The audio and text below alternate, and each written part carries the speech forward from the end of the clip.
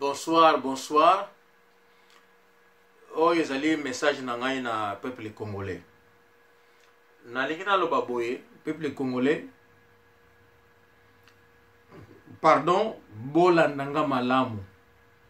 Na yebi ke bino bolinga ko finga, bolinga ko décrire batu, bolinga ka ba futilité, bolinga ka oyo existera te.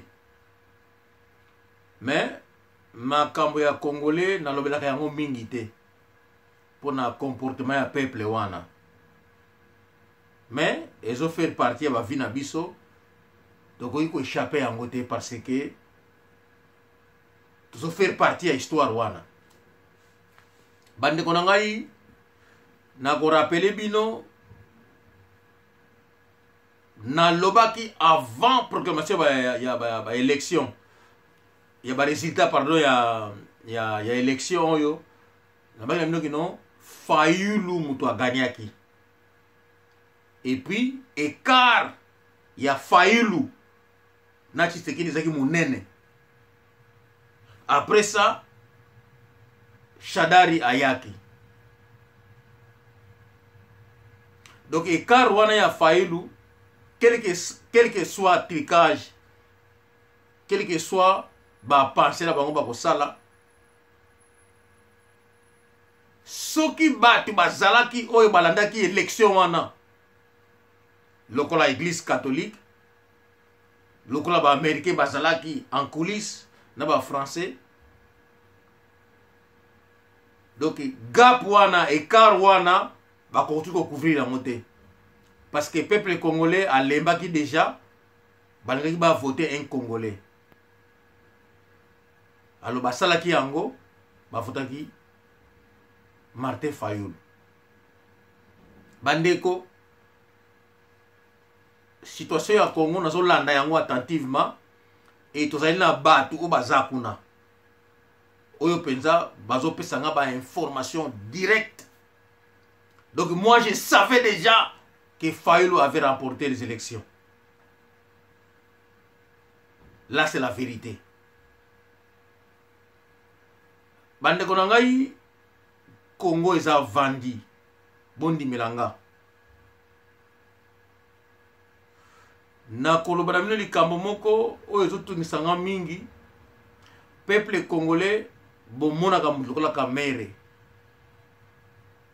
aza kotambola aza kosakana na bino aza kochange ba parti politique aza kochange ba alliance mais ti lelo nani bobomi ete ekamwisaka nga bozali peuple ya ndenge nini. Vous allez comme Mende qui est un vrai Congolais. Bazali ko sala mabe ko appuyer ba Rwandais. Bozo tika bango ba vivre. Vraiment ko kamwa. Bande konangai les vieux Ngwanda avaient raison. Nyonso oyo ye alobaki ba déplacement il y a des troupes, il y a des Congolais dans l'armée, c'était vrai. Bango ni surtout na Kinshasa ba longo la ki bango. Bazala ki désarmé, ba msuba kende ki tona, ba msuba tili bango na likolo kuna. Ba écarta ki bango bazala loin. Et tous ces mondes là, ils ont été remplacés par les Rwandais. Bondi Melanga. Yango réalité. Yango information dans ko pesa bino. Les vieux Ngwanda avaient raison. Na soit qu'il y a information en retard, mais les vieux avaient raison. Ndenge to zali boye Rwandais oyo bazali ko sala. Bazo compter na armée bazana yango na kati ya Kisasa. Donc chance na biso zali kaka ke Trump asi a décidé que bato wana il faut babima pour ba intérêt na yépé. Yakana bo moni Trump atini ba américain azwi saide sisi ezala atie Angola liboso. Ba américain ba landi ba élection oyo de près mais balingaki comme bimisate. appui pour mon église catholique, c'était les Américains. Parce que derrière, c'était les Français. Parce que derrière. Bah vrai résultat, bango bazana yango. Et ils savaient que les gouvernements congolais, disons Kabylie, allaient faire ce qu'ils ont fait maintenant. Ils savaient ça. Donc, il y a une preuve tangible oyo bakoki ko lakisa na peuple congolais. Balingi kaka ke non, bazo gouvernement na trap, na piège. Balakisa bango, oyo bango bazali en réalité. Peuple congolais, c'est le moment botelema. Américain akobundela binote. Américain akokota kaka soki bitumba ye makasi pour atchaper azwa président oyo bino boko pona ye atika ye na pouvoir yango rôle na bango. Mais avant américain bitumba nyonso oyo koya kozala entre Rwandais et nous. Or na minute oyo Congo azana armée te. Même s'il mettait Fayulu Tshisekedi bako bomaye azali mutu moko batie wana pio na bango baza ko utiliser oyo moye akima ezalaki lisusu te. Bandeko na ngai Fayulu azali moto oyo a gagné l'élection et espérons que ba américain na ba français bako tchaye na bokonzi parce que résultat ba pesi na provisoire mais c'est Fayulu parce que Seni et quoi annoncer ba vrai résultat tant l'église catholique na ba américain bango mo bako tcha maboko bako annoncer ba vrai résultat c'est Fayulu. Mais Fayulu wana kozo bokonzi azana armée ezate possibilité à bomaye toujours ezali ba Rwanda ba créer trouble ba zongi la bokonzi. Mais ngai vraiment penser nanga eza mingi te pona yebi ke tant ba ko tia Fayulu ba troupe ya SADC ba ya SADC ba ko ya oyo ba ko assumer sécurité ya Fayulu en attendant à la armée le plus vite que possible. Mais Fayulu a bossé Kabila le père a été tué à contacter mingi na tribuna ye et tribuna ye ezaki na un mélange des enfants qui furent nés là-bas qui étaient des Rwandais. Na mwana ozaki mwana na yete ça a causé sa mort. Na sengi na peuple congolais Fayulu azala prudent et peuple congolais boye bakake soki bitumbe ye kamere akokima akokende parce que armée na Congo ezali ya ba Rwandais bakoza na tango ya kobimisa batu na bango bakende na bango. Les mêmes kamere oyo asakani na bino avadi bambule belé bokoki ko bomayete bat lokola ba mende bokoki ko boma bango te. Rwandais ko kende na bango et puis seront abandonnés. Mais il fallait ça la bongo te. Il fallait bino bozwa bango na maboko qu'il vous raconte ba histoire muso obsto ebakite. Mais bako bima na bango. Na kosenga na bino tango boko bima Rwanda na Congo atika la lisusu te ata bobota baki na yebo kola ki na bango bazalaki malamu mais loko boyeba ki te kati na bango peut-être bazaki te ya kobimisa yango te. Rwanda na Congo existait sous te. Naza désolé na pesa bino conseil wana mais yango réalité mabele soki bomoni moto oyo bolie na ye bobotami na ye a komi na posa aboto na bino mabele aza lisusu ndeko te camarade te aza moto oyo ya koboma pe kobosa na ye ce que les Rwandais ont fait, ils ont montré leur vraie face. Donc les Congolais doivent oublier les Rwandais.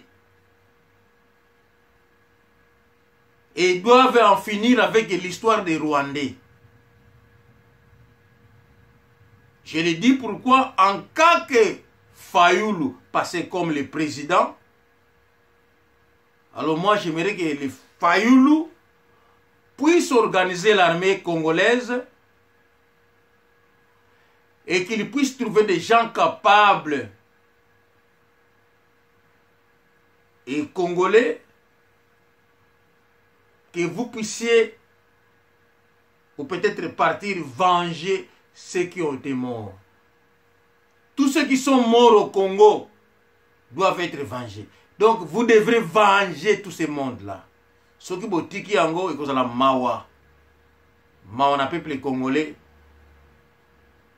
Tshisekedi a au continent nous te. Ba pesika ba résultat provisoire. Il est déjà assez à programmer que non. À considérer Kanambe comme héros. Alors yo za mwana ya mboka te. Mwana ya mboka oyo babomi peuple na yo, batumi peuple na yo, bakati sexe ya peuple na yo te. Même les blancs, tous ces blancs là que vous voyez, ils ne sont pas vos frères, ils ne sont pas vos amis. Les blancs viennent pour leurs intérêts. Aucun blanc va sacrifier sa vie pour un Congolais ou pour les Congo. Jamais.